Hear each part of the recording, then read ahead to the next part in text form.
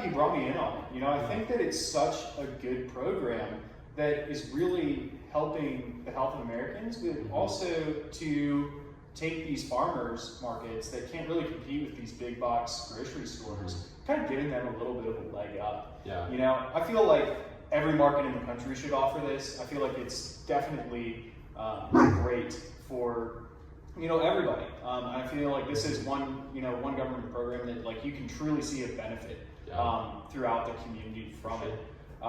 So I just don't understand why all of the markets don't already offer this. It seems like a super easy idea to implement. Yeah, you're very right about that. And thankfully, we had the fortune of speaking with several farmers markets and vendors, and they couldn't join us today.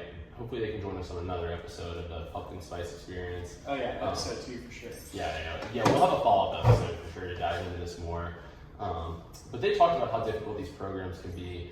So one of the first things that they mentioned is just there's like a lack of adoption in all the markets across the state of Virginia. So even if you get some markets in Richmond that offer it, you know, you have gaps from like Richmond to Charlottesville and Charlottesville to Blacksburg and things like that, where there's not always a market. So not everyone has access to these programs. And there's a lot of reasons why not every market offers it. Part of it, they mentioned, might be a lack of awareness. Like we spoke with someone who wasn't even familiar with the program because they were new to running the market and the market manager before them hadn't offered it. And then there's other people who just feel like it's going to be a very laborious task for them. And so they've got to submit an application to SNAP, and then they have to understand like how to set up the EBT machine, and they get some help with that, but it can be challenging for people who aren't technologically savvy. And then they also have to work with Virginia Fresh Match to offer that in addition to SNAP.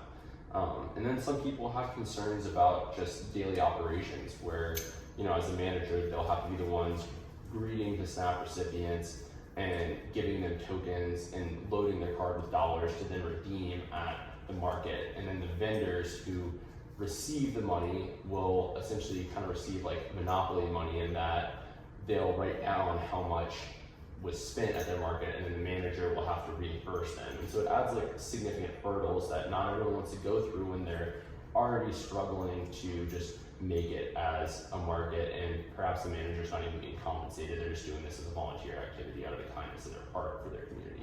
Yeah, it seems like, you know, it's a lot more complicated when we looked into it